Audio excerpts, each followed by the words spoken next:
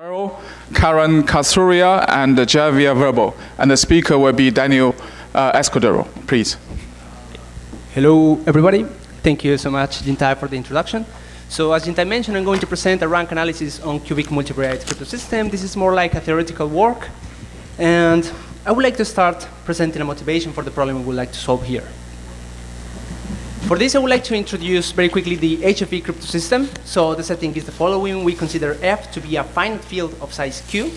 We consider K to be a field extension of degree n of F, and phi to be the natural vector isomorphism between the two, vector space isomorphism. We also consider a special polynomial, which we denote by F, which is a polynomial of weight 2, of Hamming weight 2. This is how we refer to it. And finally, we consider two invertible linear transformations, S and T. The secret key of this scheme is given by the polynomial F, by the matrix S, and by the matrix T. The public key is just given by the composition, starting with S, then applying F, and finally applying T. And we can easily prove that this composition basically is made of quadratic polynomials, multivariate, n of them, each one of them having n variables. The encryption in this encryption scheme is just evaluation of the polynomials. So you take a plain text, which is a tuple of field elements, and you just evaluate them as the polynomials. And decryption is just inversion of this function. The inversion is done step by step. We begin with T. Inverting T is very easy because it's just a matrix. Then we invert F. F is a polynomial, and to invert it, we just have to impose an additional property on it. We just impose the property that it has to be a low-degree polynomial. So we can just apply a root-finding algorithm on it. For example, just like Berlekamp. And finally, we just invert S, which is another matrix. And this is how the inversion process works. This crypto system has a vulnerability, which is a vulnerability to the mean rank attack.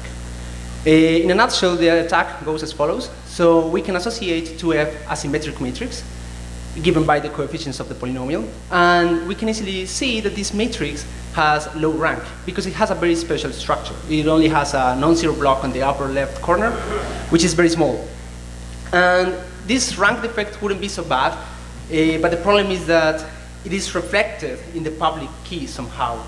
So it's reflected as an instance of what we know as the min rank problem. The next step in the attack is that we can actually solve this instance, this problem, using, for example, the Kemnitz and Shamir modeling or the minors modeling, different approaches for the same problem. And finally, the solution that is obtained after doing this gives us information that we can use to reconstruct the secret key, or an equivalent secret key. So this is basically how the attack works. And there is also the vulnerability on the direct algebraic attack, because when we have a min rank vulnerability, it has been proven that this has an implication on the degree of regularity of the system, which makes a direct algebraic attack more efficient. So a good idea to overcome this issue, perhaps, is going to the cubic setting, because apparently the attacks involves necessarily to talk about matrices. And to talk about matrices, we need to be particularly in the quadratic setting, in the two-dimensional setting. So maybe we can just consider the same construction, but go into the cubic setting. Instead of considering a weight 2 polynomial, we consider a weight 3 polynomial. Now, the problem, of course, is that the public key is given by cubic polynomials, which grows everything by a factor of n. If n is something like 60 or 17, of course, we're talking about something that is 70 times larger. That is not good, but maybe if the attack it can be overcome, then maybe it's a good idea. The problem is the differential attack. So even if you do this, you are not in good shape, because you can consider the differential of the polynomial, of the public key, which is given by the expressions you can see on the slides. And we can actually see that this differential will be composed only of quadratic polynomials. So instead of cubic, now we are in the quadratic setting again. What is the good thing of the polynomial, good in the sense of the attack, of course, is that this polynomial, p prime, the quadratic part, can be seen as the composition of t, f prime, and s, where f prime is the differential of the central map f of the original one. The problem here, the bad news, is that this f prime is a quadratic polynomial, a weight 2 polynomial, and it basically gives you an instance of the old HFE I just presented initially. So you are back in the quadratic setting, and the rank is the same rank, the same degree of f, sorry. So f prime is again low degree. So you're back in the initial setting, and you can apply the attack there. So basically, going to the cubic setting didn't earn you anything. What are our contributions then?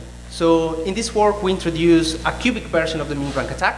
So we show how to attack any crypto system with a min rank vulnerability in the cubic setting directly without taking differentials. For this, we need to introduce a new concept, or an extension of the concept for rank for cubic matrices, or for three-dimensional matrices. And we also show experimentally that what happens in HFE, that if you take differentials, you get an instance of the quadratic min rank attack. That doesn't happen in general. I mean, of course, if you take differentials, you get an instance of the quadratic min rank attack, of the min rank problem, but the rank could be high. This is what we show in general. So HFE has a structural vulnerability. It's a very special thing. We also show that there are some implications of having a min rank vulnerability on the direct algebraic attack. As a spoiler, it's basically the same vulnerability that was present in the quadratic setting, but of course in the cubic setting now. And finally, we show that if you build a crypto system that has a central map, that has a low rank for certain reasons, for example, in HFE, it's for allowing decryption, or maybe it makes things faster or smaller or something like that. If you begin with a crypto system with these properties, then you obtain immediately an instance of the min rank problem, which of course implies a vulnerability, as we just showed. I would like to cite some related work here. So Moody, Perner, and Smith-Tone just presented a work last year where they attack ABC, the cubic ABC scheme, making a rank analysis. Their work is quite special because also, just like in HFE, they can just take the differentials in a very clever manner, of course, and the differentials will behave some min rank weakness. So as we will see later on, this behavior in which the differentials carry some min rank weakness is something very special and very structural of the system. So it's not a general thing that will happen with a random system. Okay, so I would like to start with the cubic min rank attack then. To talk about cubic min rank attack, of course, we need a proper definition of what is the cubic rank. So let me start by mentioning it. We have a cubic matrix, a three-dimensional matrix, so just like a two-dimensional one, but with another dimension. And the rank will be defined as the minimum number of summands we need to write it as a sum of R tensors.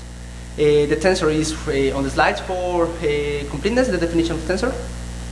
And what is special of this definition is that it wouldn't be a good definition if it didn't generalize the concept of rank for two-dimensional matrices. So when you apply this definition to the two-dimensional case, you get the usual concept of rank. Another interesting properties of this definition of rank is that it becomes not trivial to determine the rank of a three-dimensional matrix, which is very surprising because it's very easy to do in the quadratic case. I give you a matrix, and to determine the rank of it is a very simple task. Well, in the cubic setting, it's not.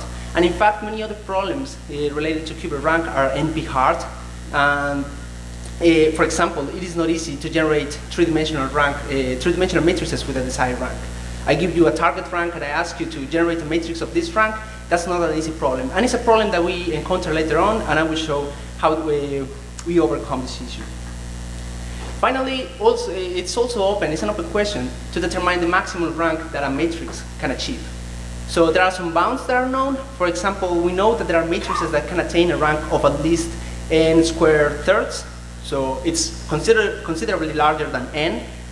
But it cannot be n squared, for example, which is very natural. It's a very natural thing to think that the maximum rank should be n squared. It's not n squared. The maximum one is 3/4 of n squared.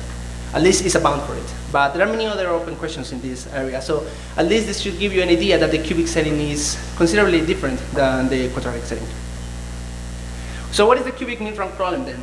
It's pretty much the same than in the quadratic setting. We are given kappa matrices, and we are asked to find a linear combination, or if there exists a linear combination of these matrices such that the rank is less than certain threshold, R. Same definition, but now we're talking about three-dimensional matrices, and we're talking about the three-dimensional rank I just introduced. In the quadratic setting, we can solve the problem using Kibner-Sassamir modeling, for example. So I would like to present an extension of that approach here. But for this, we need to introduce a different characterization of rank, one characterization that is more manageable. The characterization we will use is the following. So the rank of a matrix is the minimum number R of rank 1 matrices, S1 up to SR, such that each one of the slices of the three-dimensional matrix belongs to the span of these rank 1 matrices. What is a slice? Well, pretty much is the analog in the two-dimensional case when you consider matrix and you consider the rows of it. So in a three-dimensional matrix, think of it as a cube. You can consider the slices. Each one of them are two-dimensional matrices. This is a characterization of rank we can use because it's more manageable to solve the min rank problem. How do we use the characterization? We use it as follows. So we define A to be our target matrix. We don't know the lambda coefficients of it. We want this matrix to have a low rank R. So we force the condition stated in the theorem. We have to show that each one of the slices belong to certain vector space. So we define the generators of this vector space as rank 1 matrices. So the SI you can see there on the slides are defined in that way so that they are rank 1. We don't know the vectors U, we don't know the vectors B, those are unknowns. And we force the property that each one of the slices belongs to the span by forcing that each slice can be written as a linear combination of them, where we don't know the coefficients of the linear combination. If you set up these equations, you get n equations, each one of them involving n times n matrices. So you get in total n cubed equations, and you get this many number of variables. But the system is cubic, so it's quite a hard system to solve.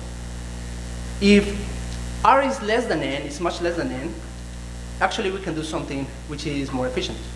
In this case, we have that it's very likely that the first R slices are linear independent. They are just n times n matrices. So it's very likely that they don't have any relation between them. And in this case, since each one of the slices belong to the span on the left, then both spans will be the same. They are independent, so they are a basis of this vector space. Therefore, instead of forcing that all the slices belong to the span, to the vector space on the left, we can force that all the slices belong to the vector space on the right. Of course, it's the same vector space, so we can do that. But forcing that they are in the vector space on the right is much easier to do, because this is only done by forcing that the last n minus r slices are a linear combination of the first r slices. And this involves a quadratic system, which is much easier to solve than a cubic one. And in fact, the system that you get if you apply Kivnis and Shamir to the quadratic setting has less equations. Here we have more equations, and also a quadratic system. So this means that this system is easier than the system that appears in the quadratic Kivnis and Shamir approach, which is quite surprising because we are not working in a cubic setting. Okay? So this is how we can solve the system directly, the problem directly in the cubic setting without taking it down to the quadratic setting. Okay, so what happens with the differentials? What happens when you take the differential of a min rank instance and you want to solve it as a quadratic min rank instance? For this, we want to solve the following. We want to give an answer to the following question: if I give you a cubic polynomial of certain rank R, and I take it at random, what can you expect from its differential? The differential will be a quadratic polynomial, so it will have a matrix associated to it. So what is the rank of this matrix? Will it be a square root of the original rank, for example? That's what happens with HFE. So will it be the same thing here? Well, the problem, to approach this, of course, what you do is you generate a lot of these polynomials of this high rank. You just take the differential of them, and you just play experimentally with that and report the results. That's basically a natural approach to take this, because we're talking, of course, about a random polynomial. However, the problem of doing this is that how do we generate polynomials of the desired rank in the first place? That's a very hard thing to do in the cubic setting, as I mentioned initially. So what I'm going to show now is how do we approach this problem. So to do this, we introduce a definition, which is the symmetric rank. So it's pretty much like the rank I introduced initially, with the difference that now the symmetric rank has an additional condition on the tensors. They must be symmetric. So they must be a tensor of the same vector. The same vector, tensor the same vector, tensor the same vector. Okay? So clearly, since this is a stronger condition than the one for the rank, it is obvious that the rank is upper bounded by the symmetric rank. It's a very natural thing. What is not so obvious, but is also true, is that the symmetric rank is always finite. In other words, we can always write any matrix, any symmetric matrix, in this way, if the field has size at least 3. Why is this definition useful? Well, this is a primer about why is it so useful. If we consider a homogeneous cubic polynomial and take the differential of it, then the rank of the differential will be upper bounded by the symmetric rank. So at least the symmetric rank gives us an upper bound on the rank we want to find. So that's kind of good news. The proof is there. I'm just going to jump directly to the next slide, but it's very easy to follow. Now, how do we go around generating these polynomials of a desired rank? I give you rank R, and I ask you, please generate a polynomial of rank R. For this, we are going to use another additional concept of rank, which is the Kruskal rank. So the Kruskal rank is the maximum integer k, such that any subset of these vectors of size k is linearly independent. The classical or the concept of rank we are used to is very similar to this one, with the difference that the quantifier is not for all subsets, but there exists at least a subset. So it's a bit different to the concept of rank we are used to. And why is this concept of rank useful?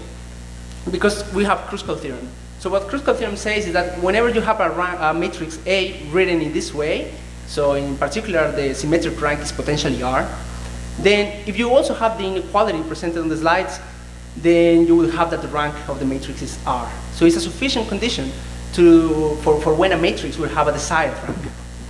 Now the question is how likely it is that this inequality is satisfied.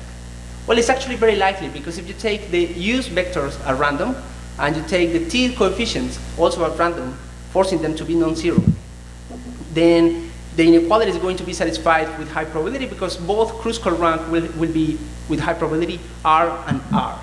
So as long as R is at least 2, you have that 2 times R plus 2 is less than 3 times R. So this is the way we generate matrices of a particular rank.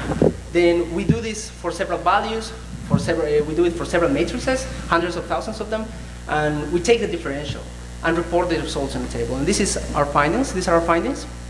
So what you can see there is n equal 20, so we take matrices of dimension 20, and the rank, the target rank is 9. And we have several values of Q. So I would like to focus, for example, on the last value, the solid line, the black one, which is for Q equal to 47. So what we can see there is that 80% of the matrices we consider, after taking the differential, the rank is still 9. So the rank didn't drop at all. So if you begin with an instance with a cubic instance of rank n, for example, n is very low for a cubic matrix, because as we saw, in general, the maximum rank is of the order of n squared. But if you begin with n and you take the differential of it, it's very likely that the differential has rank n again, and n is the maximum rank for a quadratic matrix. So it doesn't give you any gain to take the differential at all. And in general, you can see that the behavior is also followed by the other values of Q. If Q is very small, just like Q equal 5, you can see that it doesn't follow the same distribution exactly, but as Q grows, we can observe that the differential doesn't fall that much. Okay. I would also like to talk about the algebraic attack. What are the implications of having a min-rank vulnerability to the algebraic attack?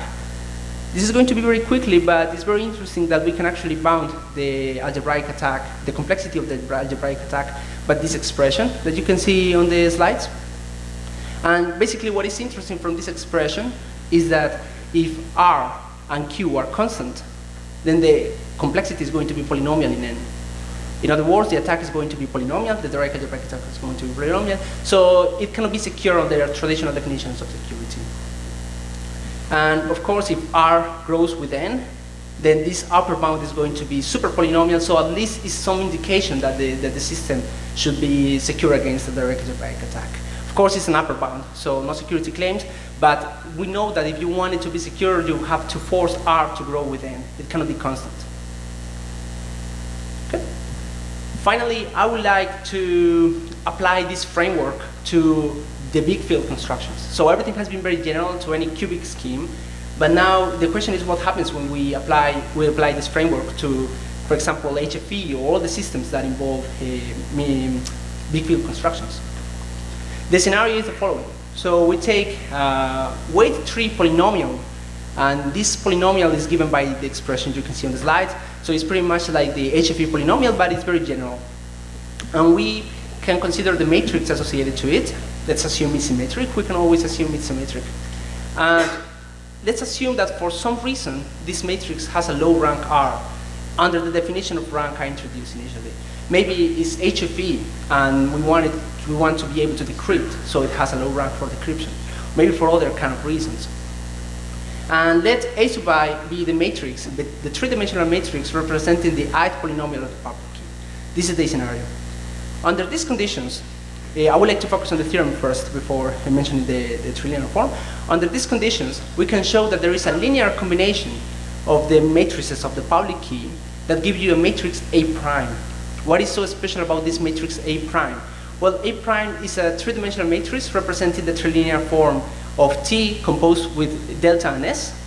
What is T? Well, T is just the trilinear form associated to the polynomial F. You can see it like that, or the trilinear form that is represented by the matrix A. This is a secret trilinear form. Delta is just a matrix associated to the field extension. It's a public matrix, and S is the private matrix. So A prime is the matrix representing this trilinear form. And what is so special? Well, A prime has a rank that is upper bounded by the rank of A, which we assume to be low initially. So we obtain an instance of the min rank problem, right? We have a linear combination of the matrices in the public key that give you a matrix of low rank.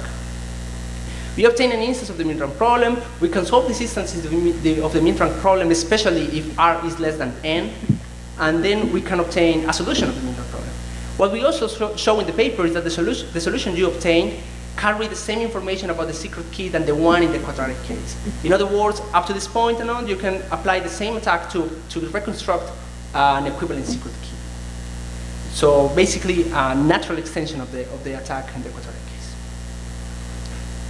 I would like to conclude now. So the conclusions of this work is that if you go to the cubic setting, you still have to be worried about the rank. Because it's very tempting to think that in the cubic setting, you don't have matrices, quadratic matrices, so you cannot talk about rank anymore. Well, you can. There is a natural extension, and there is still a min rank attack over there. Also, we can solve these instances of the min rank attack. If R is much less than N, we can actually do it efficiently, or at least more efficient than the Kipnis-Shamir approach in the quadratic setting. If R is greater than N, well, we have to solve a cubic system, right? And that shouldn't be that easy to do. Also, we conclude that if you take differentials, it is not guaranteed, unless the system has a structural vulnerability, it is not guaranteed that the system you obtain, the min rank instance you obtain, is easy. Of course, you can always take a cubic instance, take the differential, map it to a quadratic instance, but there are no guarantees that the rank you obtain down there is low enough to solve it. Finally, the low rank constructions cannot be secure in traditional sense of security. Because, for example, the system is distinguishable from random. You can always, it's not expected that if you take random matrices, they will have a solution to the min rank problem for a low R, but if you start with a low rank construction, then it will have it, so that's a problem. It's also susceptible to the full min rank attack, in which we can reconstruct an equivalent secret key. And finally, the direct algebraic attack becomes polynomial, which is the main attack in the sense that we always base the security on the MQ problem, which is the problem of solving equations. Well, the attack in this case would be polynomial. Some future work that we would like to continue working on, which is very interesting, is we just extended Kipnis and Shamir approach, which was a very natural thing to do, but there are other approaches for the quadratic setting. For example, there is the minors modeling. The problem with extending the minors modeling to the cubic case is that we need a useful definition of determinant for cubic matrices. There are some definitions of it that extend the quadratic determinant, but we couldn't see precisely the relation between it and the min rank problem. So that's the first thing we need to do. Secondly, it's very important to emphasize that the approaches we showed only work for characteristic different than 2 or 3. It's pretty much the same situation in the quadratic setting, in which the attack only works for characteristic 2. So an extension is required in this sense. Also, it's very important that in the cubic setting, the rank can be low for cubics. For example, it can be n. N is very low for a cubic, but n is large enough to avoid a min rank attack. So maybe we can construct encryption and signature schemes that have a low rank to make decryptions or signature easy, but has a high rank to avoid the min rank attack. And finally, as I showed initially, the cubic setting, the rank in the cubic setting is a very different story than the one in the quadratic setting. So maybe a lot of problems here are much more difficult. And maybe we can use them to construct cryptographic primitives out of them. So with this, I would like to conclude, and thank you very much for the attention.